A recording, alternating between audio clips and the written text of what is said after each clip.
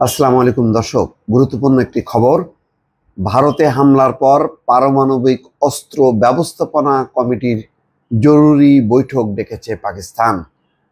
এই বৈঠকের অর্থ হলো যে পাকিস্তান পরবর্তীতে তার হামলাকে আরো জোরালো করবে, আরো গভীর করবে।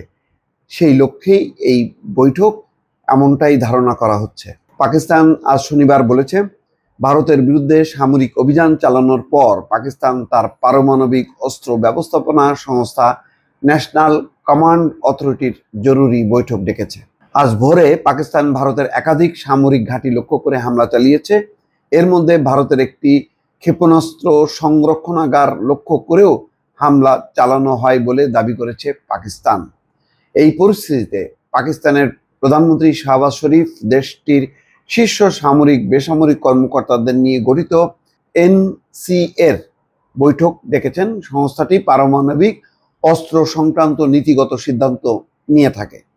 বিশ্লেষকরা বলছেন, এমন বৈঠক সংঘাত আরো গভীরতর হওয়ার ইঙ্গিত দেয়, অর্থাৎ আরো গভীরভাবে হামলা করার একটি ইঙ্গিত এই বৈঠক ডাকার মধ্য দিয়ে সেটি প্রকাশিত হচ্ছে।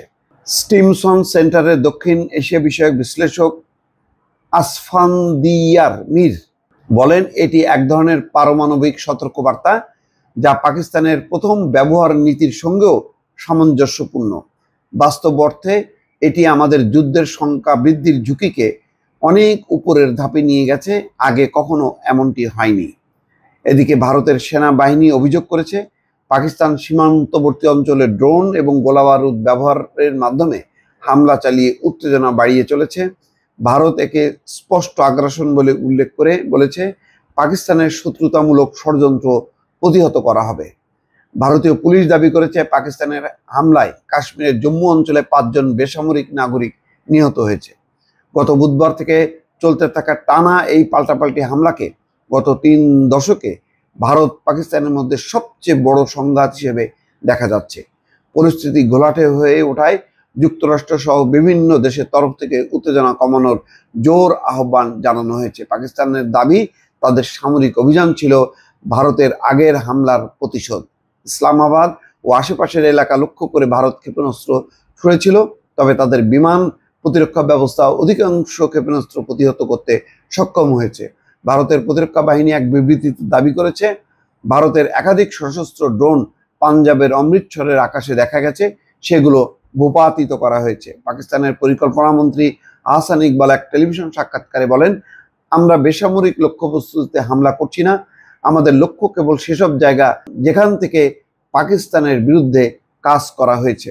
পাকিস্তান সেনাবাহিনী দাবি করেছে, ভারতের পাঞ্জাব রাজ্যের ব্রহ্মস ক্ষেপণাস্ত্র সংরক্ষণাগার ধ্বংস করা হয়েছে। এছাড়া পাঠানকোট বিমান ঘাঁটি এবং কাশ্মীরের উধমপুর বিমান ঘাঁটিতেও আঘাত হানা হয়েছে।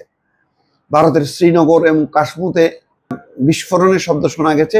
এ সময় সতর্কতামূলক সাইরেন বেজে ওঠে। ভারত দাবি করেছে, পাকিস্তানের হামলার পাল্টা জবাবে কয়েকটি ঘাঁটি লক্ষ্য করে তারা আকাশ থেকে ক্ষেপণাস্ত্র হামলা চালিয়েছে। লক্ষ্যবস্তু ছিল নূর খান, মুরিদ, শোরকোট ঘাঁটি। এর মধ্যে একটি লক্ষ্যবস্তু ছিল রাজধানী ইসলামাবাদের কাছেই অবস্থিত একটি ঘাঁটি। পাকিস্তান সেনাবাহিনীর মুখপাত্র লেফটেন্যান্ট জেনারেল আহমেদ শরীফ চৌধুরী দাবি করেছেন, অধিকাংশ ক্ষেপণাস্ত্র প্রতিরক্ষা ব্যবস্থায় ধরা পড়েছে, আর যে কয়টি ক্ষেপণাস্ত্র লক্ষ্যবস্তুতে পৌঁছেছে তা তেমন কোনো ক্ষতি করতে পারেনি। দর্শক, এই হচ্ছে অবস্থা। প্রতিনিয়ত আপডেট আসছে এবং বিভিন্ন পাল্টা বিবৃতি এর মধ্য দিয়ে খবরাখবর আসছে যে কে কোন লক্ষ্যে আঘাত এনেছে এবং কত ক্ষয়ক্ষতি হয়েছে। দর্শক, ভালো থাকবেন। আল্লাহ হাফেজ।